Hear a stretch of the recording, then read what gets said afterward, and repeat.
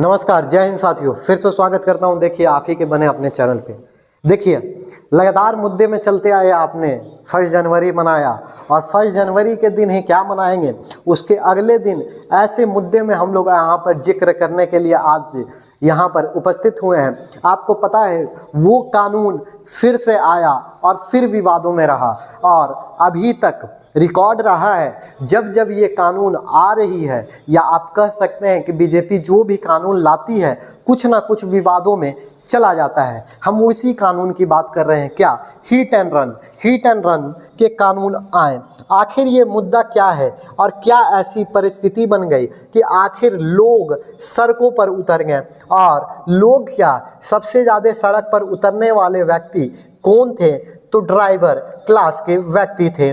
और ये driver class कौन से बड़े गाड़ी के, बस और ट्रैक्टर के ड्राइवर लोग यहाँ पर उतर गए, रोड में उतर गए और जगह जगह पर जाम आपको देखने को मिला होगा। 10 राज्य ऐसे थे जहां पर पूरी तरह से ठप कर दी गई सेवा।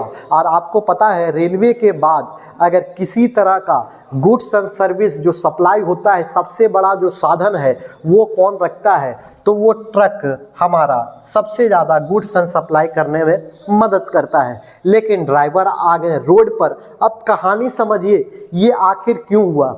ऐसा क्या लो बना दिया गया है? ऐसा कौन सा कानून लाया गया जो सरकार अपने जनता को समझाने में या तो नाकाम रही, या तो सही में गलत कानून लाया गया? दोनों पहलू पर बात किया जाएगा। देखिए, हर एक कानून का, हर एक कोई भी लॉ लाया जाता है तो 2 पहलू होता है। और अगर सरकार उस चीज पर ला रही है तो 2 पहलू इस तरह से होता है। अगर सही कानून लाया गया है या हित में कानून लाया गया है, उसके बावजूद अगर लोग या जनता सड़क पर है, तो यानी सरकार में कमी है कि आपने जो कानून लाया है उसको समझाने में कहीं ना कहीं जनता पर आप अच्छी तरह से समझा नहीं सके, या संवाद में आप कह सकते हैं कि आपस में जनता और सरकार के बीच संवाद में कहीं ना कहीं कमी रही है। दूसरा पहलू ये भी हो सकता है कि सही में कानून में किसी तरह की कमी हो या अच्छा कानून ना हो, तब रोड सड़क पर, तब लोग सड़क पर आ रहे हैं, जनता सड़क पर आ रहे हैं, तब ये माना जाएगा कि कहीं ना कहीं लोकतंत्र नहीं, ये राजतंत्र के तरफ मुख कर रहा है और जबरदस्ती ये कानून जनता पर थोपा जा रहा है। तो ये दूसरा पहलू बनता है। लेकिन खैर, अपनी अपनी प्रतिक्रिया, अपनी अपनी, अभी तो कहा नहीं जा सकता है कैसा है, ये तो खुद अलग अलग के अलग अलग पॉइंट है। दोनों पॉइंट को समझेंगे। सरकार कुछ और कहना चाह रही है, जनता कुछ और समझ रहे हैं, और जनता का कुछ और पॉइंट है। दोनों का पहलू अलग अलग है। दोनों अपने तरफ पे देखा जाए तो कहीं ना कहीं सत्य है, सही माना जाएगा। देखिए, हिट एंड रन क्या था? तो हिट मतलब होता है किसी को आप हिट यानी धक्का मार देते हैं, एंड रन और धक्का मारकर आप निकल चले जाते हैं। देखिए, कहानी की अगर बात की जाए ना, तो ये कहानी शुरुआत हो गई थी ना, ये कानून बनाने की 4 से 5 महीने पहले की ये कहानी है। जब सरकार आए थे और गवर्नमेंट ने ये कहा था, सरकार कहे थे कि आईपीसी की धारा और सीआरपीसी की धारा में हम बदलाव करेंगे। और बात भी सही है, परिवर्तन संसार का नियम है। हर एक ही चीज सालों साल या कितनों साल तक चलेगी। किसी ना किसी चीज़ में परिवर्तन होगा, तभी देश बदलेगा और अच्छे कंडीशंस पे जाएगा। यानी परिवर्तन संसार का नियम है और परिवर्तन होनी भी चाहिए। अगर कंडीशंस बेहतरीन अगर चाहिए, अच्छे कंडीशन से आपको अगर आगे बढ़ना है तो इसमें कोई बुराई नहीं है। तो यहाँ पर 4 महीने पहले जिस तरह आप न्यूज़ देखते होंगे और आप करंट से जुड़े हुए होंगे, तो आपको पता होगा किस तरह आईपीसी में बहुत सारे चेंजेज आए थे और सीआरपीसी में कुछ धाराएँ जोड़ी गई थी। तो उसी बीच में संशोधन हुआ था और बोला गया था कि बहुत सारे आईपीसी और सीआरपीसी में हम संशोधन करके कुछ कानून लाएंगे। तो ये कानून फिर एक लाया गया हिट एंड रन को लेकर। यानी आप अगर ठोकते हैं किसी को या धक्का मारते हैं और वहां से भाग निकल जाते हैं, जो होता भी है, तो आपके लिए एक कानून लाया गया। क्या रखा गया कानून में वो समझिएगा। क्या, आपको 10 साल का जेल होगा और 7 लाख रुपए का आपको जुर्माना देना होगा। ये कहा सरकार ने। सरकार क्या कहना चाह रही है कि आप अगर भागते हैं यानी रन को पूरी तरह से ये सरकार हटा देना चाहती है। यानी अगर आपसे किसी तरह गलती से भी आप किसी को ठोक देते हैं या किसी को आप मार देते हैं, और हम कहते हैं ना, शुरू से हमारी आदत है कि गलतियां देखिए हम किसी की भी मानते हैं, घर में कितना भी छोटा गलती कर दे, लेकिन गलतियां अगर हो जाएगी तो सबसे पहले इंजाम किस पे लगता है? बड़ों पर लगता है। तो कहानी भी कुछ इस तरह है, गलतियां भले किसी को हो लेकिन सरकार किस पे कलम कस रही है? तो वो ट्रक और बस बड़े गाड़ियों पर रख रही है। और कहीं ना कहीं ये सरकार की तरफ से सही भी है, क्योंकि आप रोड में चलते हैं तो आप बराबर देखते होंगे कि कोई ट्रक वाला छोटे गाड़ी को मार कर निकल गया और ट्रक का ड्राइवर फरार हो गया। यानी ट्रक का ऑनर तो ठीक है, ट्रक जब्त हो जाता है, लेकिन ट्रक का जो ड्राइवर है कहीं फरार हो गया। इसमें भी कंडीशंस बनती है, वो भी हम बात करेंगे। तो सरकार कहीं ना कहीं इस रन को पूरी तरह से हटाना चाह रही है। क्या कर रही है सरकार? सरकार का मंशा यही है कि आप जो भाग जाते हैं, भागे नहीं, आप स्पॉट में ही खड़े रहे। अब स्पॉट में आप खड़े हैं, रुके, आप क्या कीजिए, अगर आपसे हो जाता है तो पहले जो कंडीशंस थी वो पहले जान लीजिए। पहले थोड़ा लिबरल था, यानी एकदम उदारवादी कानून था। पहले था 2 साल की सजा, एकदम मामूली सा, और उसमें भी क्या था, आपको जमानत या रियासत तुरंत मिल जाती थी। यानी कहने का कंडीशंस ये है कि 2 साल से पहले भी आप छूट सकते थे। कैसे छूट सकते थे? अगर आप किसी को चलते ठोक देते हैं, मान लीजिए कोई ट्रक वाला ठोक कर चला जाता है और वहाँ पर उसका ड्राइवर भाग कर नहीं सीधा कोर्ट में और सीधा आ जाता है और सीधा जाकर बोलता है सर मेरे से गलती हो गया, हमें माफ़ कर दीजिए, हमने किसी को ठोक दिया या मार दिया, तो उसको 2 साल की भी सज़ा नहीं, तुरंत जमानत मिल जाती थी। लेकिन अब कठोर कानून ला दिए गए। सरकार का ये मानना है कि अगर इसमें कठोर कानून नहीं लाया जाएगा तो फिर उसी तरह का कंडीशन चलते रहेगा। सरकार अपने तरफ पे सही बात कर रही है। सरकार का ये कहना है कि अभी अगर हम जुर्माना 7 लाख के अलावा इसको रख दे 10,000, 15,000, 20,000 तो कहीं ना कहीं एकदम नॉर्मल हो जाएगा। फिर कोई कानून बनाने का मकसद नहीं रहेगा। बोलते हैं ना, जब तक कड़ाई से अगर जोर नहीं लगाया जाए तब तक कोई सुधरेगा नहीं। तो सरकार अपनी तरफ पे सही है। लेकिन अब उस ट्रक ड्राइवर और बस ड्राइवर की भी कहानी समझ लेते हैं कि वो आखिर इस बात से नाराज क्यों है, इतने सजा और इतने पैसे के लिए। ड्राइवरों का कहना है हमारी सैलरी 5, 10 और 15,000 रुपये होती है, महीने के कमाते हैं, अगर मेरे से हो भी जाता है तो हम इतने रुपए कहाँ से देंगे? साथ साथ अगर 10 साल के लिए चल जाएंगे तो परिवार हमारा कहाँ जाएगा? उनका भी कहीं ना कहीं कहना सत्य है, और काहे नहीं सत्य है। दूसरी चीज़, ड्राइवर ये भी कह रहे हैं कि चलिए आपने कहा, लेकिन उससे पहले सरकार एक चीज़ और बोल रही है कि आप भागे नहीं। अगर आपको सज़ा कम करनी है तो एक और उपाय है। सरकार ने बोला क्या उपाय है? तो सरकार बोलती है कि अगर आप किसी को मार देते हैं, चलिए वो अगर स्पॉट डेथ कर जाता है तब तो आपको सज़ा मिलेगी, लेकिन अगर उसको आप ठोकते हैं लेकिन रोक कर आप उसको अस्पताल पहुंचा देते हैं, यानी हॉस्पिटल तक पहुंचा देते हैं, तो आपकी सज़ा थोड़ी सी कम कर दी जाएगी। यानी ये 10 साल का सज़ा में थोड़ा सा आपको रिबेट मिल जाएगा, छूट मिल जाएगी। लेकिन कहानी तो यहाँ हम भारत में है और भारत की जनता को पता है कि किस तरह से बिना गलती उल्टी देखकर आक्रोश में आ जाती है और जनता सोचती है कि हम खुद स्पॉट सजा देने लगे। लेकिन कहानी ये भी सही है कि अगर बड़े गाड़ी छोटे गाड़ी को ठोक देता है, भले छोटे गाड़ी की गलती हो, लेकिन कोई घायल हो जाता है तो पूरी पब्लिक चढ़ जाती है उस बड़े गाड़ी के ड्राइवर पर, और अगर वो ड्राइवर वहाँ पर रुका तब हम इतने अनकंट्रोल हो जाते हैं, हम इतने आक्रोश में रहते हैं जनता कि हम उसे मारकर वहीं पर ऐसा करते हैं कि हम उसे मारकर उसकी जान ले लेंगे। तो बेचारा ड्राइवर भी क्या करे, और ड्राइवर का भी यही कहना है कि अगर हम वहाँ पर भागे नहीं, ये रन की कंडीशंस अगर हम नहीं करें तो जनता क्या इतनी अच्छी है कि हमें छोड़ देगी? जनता तो हमें वहीं पर मारकर निकल जाएगी, यानी मुझे ही डेथ कर देगी, मुझे ही मार देगी। और जनता वाकई में ऐसी आक्रोश में आ जाती है।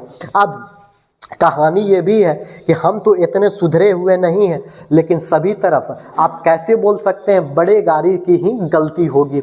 इसीलिए ड्राइवरों का कहना है कि बड़े गाड़ी को सिर्फ आप गलती ठहरा नहीं कर सकते हैं। और बात भी देखिए, जब आप यहाँ पर रिकॉर्ड देखिएगा तो सरकार ऐसे नहीं, हिट एंड रन अगर टूल आप देखिएगा, पूरी कहानी देखिएगा, अगर ऐसी कंडीशंस अगर बन जाए तो आप देखिए 2019 का ये डाटा है, 50,000 प्लस ऐसे एक्सीडेंट आपको देखने को मिले हैं, और जिसमें 50,000 प्लस की डेथ हो गई है, और इंसिडेंस कितना हुआ है तो 47,000। ये 2022 का आपको डाटा देखने का अभी ज़रूरत है, 2022 का देख लीजिए, 2023 तो अभी बीता ही है, तो उसका भी डाटा आएगा।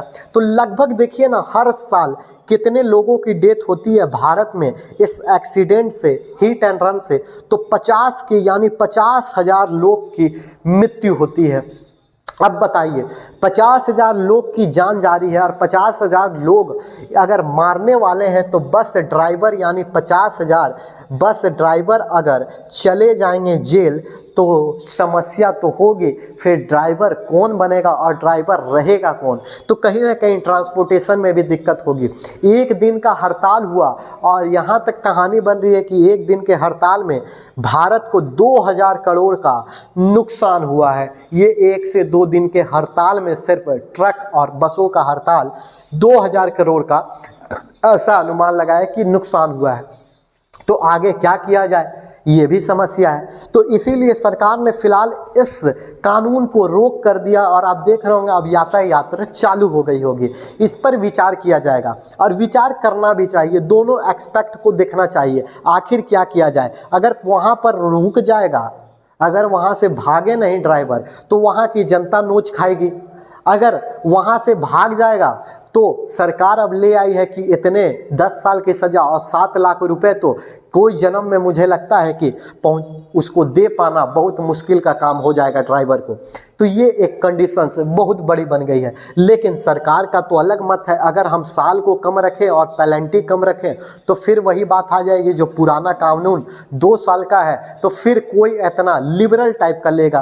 तो ये भी अच्छी बात है, कानून ऐसे बनने चाहिए, थोड़े सख्त कानून बनने भी चाहिए कि लोग उस पर अप्लाई करें।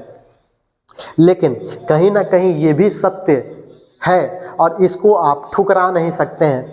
कभी कभी बड़े गाड़ी की गलती नहीं होती है, बड़े गाड़ी अपने सीधा रोड में चलते रहते हैं, लेकिन कुछ हमारे नौजवान और कुछ एक्स्ट्रा ऑर्डिनरी या बोल सकते हैं छपरी लोग जो होते हैं, वो नागिन डांस की तरह मोटरसाइकिल देखते हैं किस तरह से निकालते हैं, नागिन डांस की तरह। अगर ये नागिन डांस की तरह निकालते हैं तो बस ड्राइवर और ट्रक ड्राइवर बोलता है कि हम नियंत्रण खो देते हैं, जिसके कारण भी एक्सीडेंट हो जाता है। लेकिन उसका जिम्मेदार कौन होगा?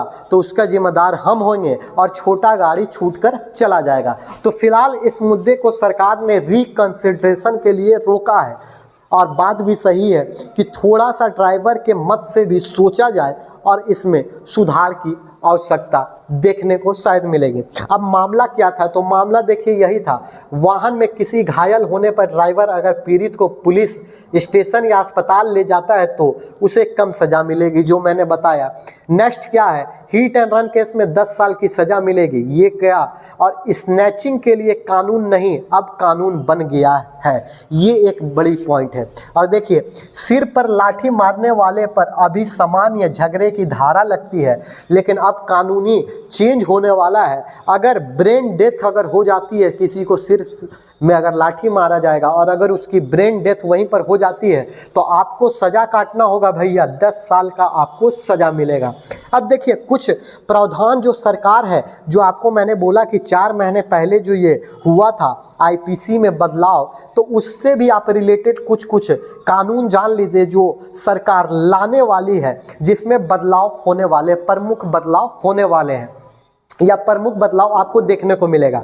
सबसे पहले देखिए, जो गंभीर समस्या थी हमारे देश में, ये रेप को लेकर, जो महिलाएं सुरक्षित नहीं थी, उस पर कानून बनाया गया है। और आपको हाल ही में पता है, ये 60 दिन पहले की घटना थी, लेकिन अभी क्रेज में आ गया है। और IIT BHU की मैं बात कर रहा हूँ, वहाँ 3 लोग एक महिला के साथ या एक स्टूडेंट के साथ अभी गैंग रेप किए हैं। तो उसकी घटना अभी ट्रेंडिंग में चल रही है। और आपको पता होगा ये 60 दिन पहले हुआ था, लेकिन अभी ट्रेंडिंग में आने का कंडीशन इसलिए है क्योंकि वो तीन दोषी लोग पकड़ाए हैं, और वो तीन दोषी को ऐसा बोला जा रहा है कि जो बीजेपी के थे ना, वो बीजेपी के आईटी सेल के बोला जाता है, आईटी सेल के आदमी थे। आईटी सेल होता है यानी हर किसी का आईटी सेल होता है, हर किसी का आईटी मतलब जो इलेक्ट्रॉनिक टेक्नोलॉजी यानी जो प्रोफॉर्मा करता है, जिसको पार्टी को हर किसी को, आपको पता होगा आईटी सेल हर किसी का होता है, कोचिंग संस्था से लेकर सबका, जो प्रमोशन करता है, रील्स डालता है, जनता को जागरूक करता है, मतलब अपनी अच्छाइयाँ दिखाता है और पूरे लोगों में बांटता है। कभी कभी आप देखते होंगे ट्विटर में कुछ ट्रेंड चलने लगता है अचानक से, तो ये सब आईटी सेल का ग्रुप होता है। इसके अंडर में 10,000 20,000 बहुत लोग काम करते हैं। तो ये तीनों दोषी बोला गया आईटी सेल के थे। अब कहानी यहाँ पर ये बन गई कि आईटी सेल के थे, तो किन्हीं ने ट्वीट कर ये डाल दिया है ट्विटर में कि देखिए बीजेपी के ही आदमी ये सब करवा रहे हैं, और उसमें इन्होंने योगी आदित्यनाथ के साथ ये तीनों का फोटो भी डाल दिया जो पब्लिश हो गया। इसीलिए ये केस थोड़ा सा क्रेज में आ गया है। और तीनों के तीनों फोटो खिंचवाए थे योगी आदित्यनाथ जी से, तो इन्होंने बहुत बेहतरीन ट्वीट कर दिया और बोला कि अब तो बुलडोजर चलाते हैं, अब किसके ऊपर बुलडोजर चलेगा। तो ये कहानी थी। तो खैर ये अलग मुद्दा है, इस पर बात किया जाएगा। तो देखिए क्या है गंभीर अपराध, आपको गंभीर अपराध में क्या क्या रखा गया है। तो देखिए नाबालिग रेप में दोषी को उम्र कैद या अब फांसी होगी, यानी सीधा सीधी आपको उम्र कैद की सजा मिलेगी या तो फांसी का प्रावधान आने वाला है। पहले रेप में देखिए 375 धारा मिलती थी, जिसमें आपका सिंपल सा आपको पता है फांसी उसी नहीं होती थी। इसको बदलकर 375-76 था, तो अब इसको 63 और 69 में कर दिया जाएगा।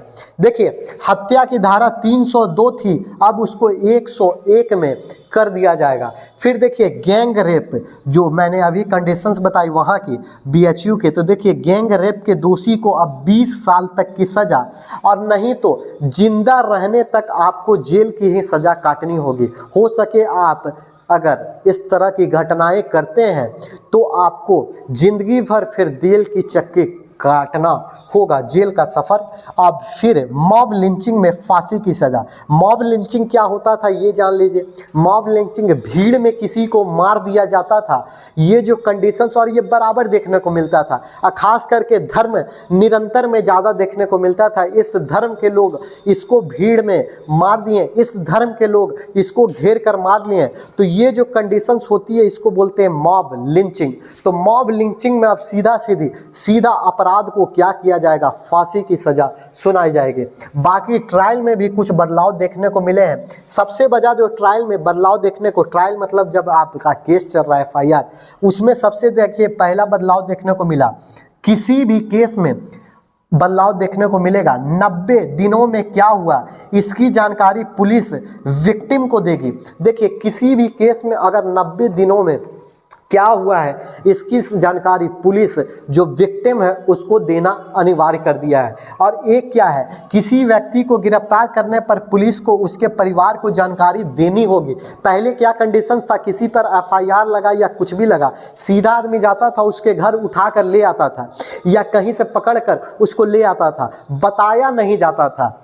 कभी कभी बताया जाता था, ऐसा नहीं, लेकिन नेसेसरी नहीं था कि बताया जाएगा कि परिवार को कि हम इसको उठाकर ले जा रहे हैं। लेकिन अब कंडीशंस में बदलाव होगी। अगर आप किसी को पुलिस पकड़ कर ले जा रही है तो उसके परिवार को सूचित करना अनिवार्य कर दिया गया है। और सबसे महत्वपूर्ण बात देखिए क्या रखा गया है, अगर आरोपी 90 दिनों के भीतर कोर्ट के सामने पेश नहीं होते हैं तो उसकी गैर मौजूदगी में भी ट्रायल होगा। यानी पहले क्या कंडीशंस होती होगी आपको पता होगा कि किसी के ऊपर चार्जशीट जारी हो गया या एफआईआर कर दिया गया और उसको पता चल गया तो वो किस तरह से भाग जाता था, और भाग जाता था 90 दिन, 3 महीना, 4 महीना, 5 महीना बाद वो वापस रिटर्न आ जाता था, 5 महीना 6 महीना बाद, और उस पर जो कंडीशंस थी वो बंद हो जाती थी, यानी ट्रायल जो चलता था वो रुक जाता था। लेकिन अब इसमें चेंजिंग कर दिया गया, अगर 90 दिन के अंदर भी अगर आप कोर्ट के सामने नहीं आइएगा तो भी 3 महीना के अंदर में अगर आप कोर्ट के सामने नहीं पेश होते हैं तो भी आप पे ट्रायल हटाया नहीं जाएगा, आप पे चलता रहेगा। तो ये थी कुछ प्रमुख बदलाव। बाकी देखिए आप इस कानून को कैसे समझते हैं, हिट एंड रन को, ये अपनी प्रतिक्रिया, क्योंकि देखिए दोनों पहलू को देखिएगा तो अपने अपने सगा लगेगा कि दोनों पहलू सही है। लेकिन वही मैं बोलता हूँ, परिवर्तन संसार का नियम है, तो परिवर्तन भी होना चाहिए देश को अच्छे बनाने के लिए। लेकिन परिवर्तन हर किसी के हित में हो ये जरूरी नहीं है, लेकिन हर किसी को नज़रिए में रखना सरकार की जिम्मेदारी होती है, क्योंकि हर किसी का मत सरकार को दिया हुआ रहता है, तो हर तख्ते को सरकार को देखने की भी जिम्मेदारी होनी चाहिए। बाकी देखिए ये सेशन आपको कैसा लगा, बाकी आपको इसमें किसी तरह का क्या प्रतिक्रिया देना है कमेंट करना ना भूलिए। और अगर सेशन इसी तरह से अच्छा लगा हो तो आगे लोगों में भी शेयर करते रहिए। मिलेंगे किसी और वीडियो में, तब तक के लिए जय हिंद।